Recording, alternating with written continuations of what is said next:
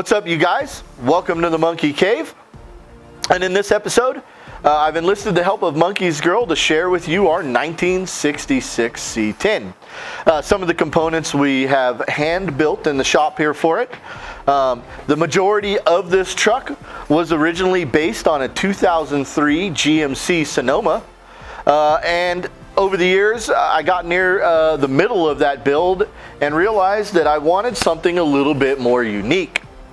So, through a series of trades with a couple of friends, I ended up with the a full 1966 C10 truck that I immediately chopped up and chopped up the S10. I combined the parts to create what you see here. And here we are. We're going to get into the description, right?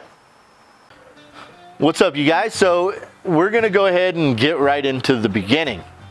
Originally, I was building a 2003 GMC Sonoma.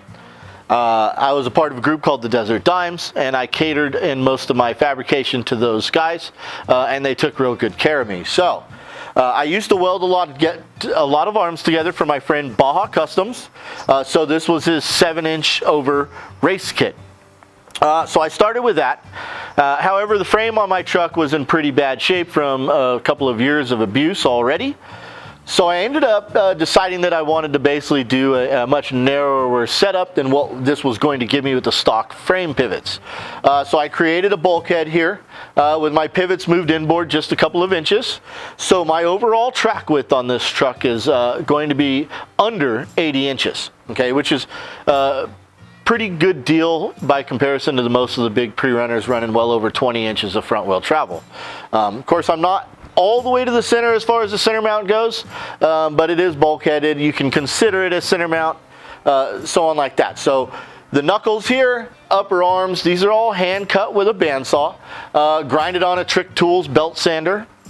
Gotta love a belt sander, man. They're really great for graining and things like that. It was all engineered by hand. All I did was make an aluminum template.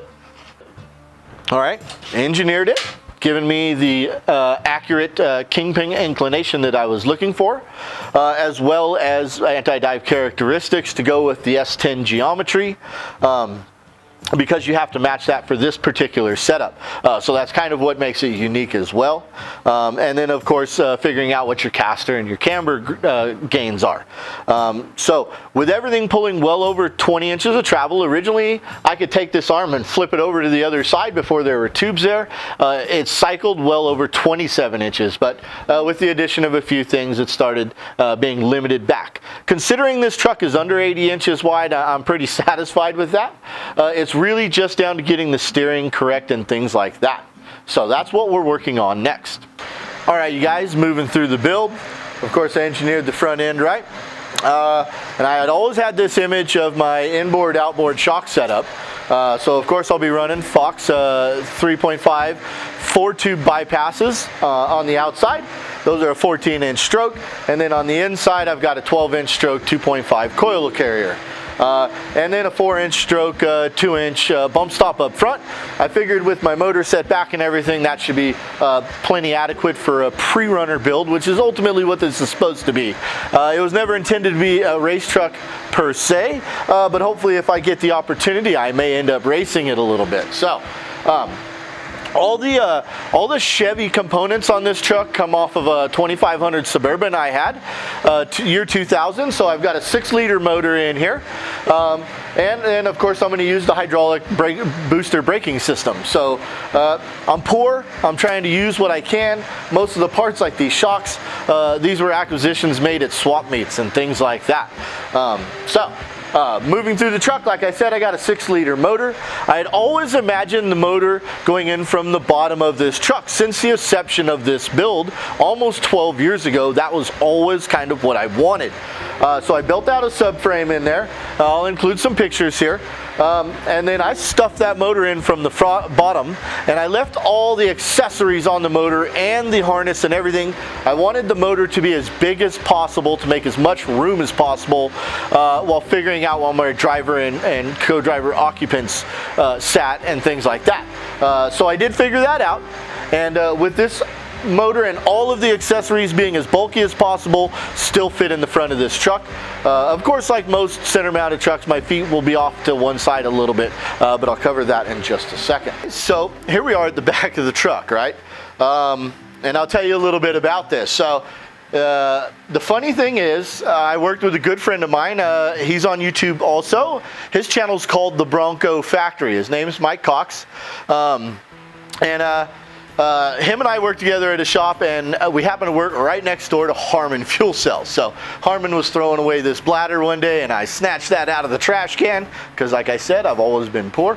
I had some friends of mine build this aluminum fuel cell for me, and although that fuel cell is now so bad that I can't run that. I have to have a new fuel cell made if I want to run like a race or any of that stuff. So I don't know exactly what I'm going to do. I plan to keep this shape though. I like this for the back of my truck because I plan to run the vintage style spare setups. I'm going to run a spare up here and a spare back here, and I'm going to make that flip up with a little bit of trunk. And then ultimately my goal is steel fenders with a widened steel tailgate right here, right? I want that, and I'm gonna do the old chains. I have an imagination for what I wanna do, and I think that we're gonna nail it when we get there because it's not really out of the realm of what we can do. So I'm really looking forward to starting to put the skins on this truck, basically. Right here, this is the Lincoln Continental Ford 9-inch, right? If you're looking for the widest Ford 9-inch you can get, you either get it out of an old F-250 van, or you're going to get it out of the old Lincoln Continentals, and that's what I did. I have had this rear end now floating around with me for like 10, 11 years or more. So it is what it is, but I've already done a full float conversion through Schreiner Motorsports back here, so I'll have to have new axles and all of that. And I had Schreiner at the time just send me drive plates for 31 splines. That's all I can do right now because I've already got a 411 gear set on an old center diff here. So we're gonna run that until we can afford something better. I'd like to get up to a minimum of a 35 spine later on because I like to do burnouts and shit. So that is ultimately the goal, right? So I'm running a 3-link style because I built this a really long time ago, and there was always the debate whether you want to run a 3-link or a 4-link in your pre-runner. And at the time I really wanted to build a 3-link. Now I've built a couple of successful 4-links since then, and were I to do it over again, I really like the 4-link. You're spreading the load out over an additional rod end and things like. There's a few reasons why a 4-link would really outperform this, as long as you can get what's called the spread because the triangulation and that. So that's a part of my decision making.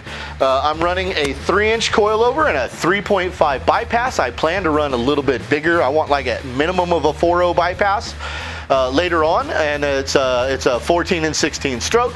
So nothing super special. Right now this rear end on a 51-inch link cycles about 27 inches of wheel travel, which is way more than what I need for this pretty short wheelbase truck. So come on, let's go inside.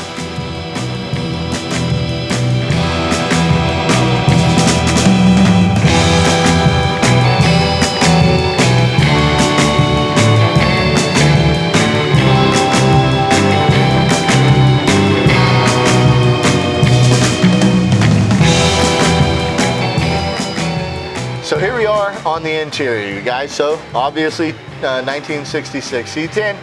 They're not all that huge inside, right? But this is my version of a hot rod. So I plan to have air conditioning in this truck. That's why I left the compressor on the motor. Ultimately I want like leather wrapped interior. I want it all matched in color. Regardless of what I do on the outside, I want it to be nice enough to drive every single day on the inside if I so choose. And that kind of is my goal. So here we are. Obviously there's nothing in here to really tell you about. A generic old steering wheel that I scored many years ago for free. I'm going to upgrade this though because this steering wheel is horrible, right? I did install a tilt wheel system in it, courtesy of my buddy at Desvalitos Racing. And then I basically stole these seats from the Deacon Built guys at the last Kurt LeDuc swap meet, right? Like I really stole these seats. I wanted containment seats in this truck because obviously this truck is built for a little bit bigger stuff than your regular long traveled Silverado like my other one or any of that. And we've seen people break their backs in the suspension seats. For your 4x4 and your light duty stuff, suspension seats are great, but in a vehicle that you intend to roughhouse quite a bit in, and obviously you may end up in a G out situation, you're going to want the containment seat. And later on, if we want to get into safety, I can explain to you exactly why. So who doesn't love an old vehicle with wind wing windows and stuff like that? Hang your arm out, hot lady by your side. I can take this truck to hot rod meets, and I can go off-roading in it. That's what I've always dreamt of. So there'll be more in the future because we're going to continue building on it. I actually worked on it this morning. So as time permits, it's on. Let's do this.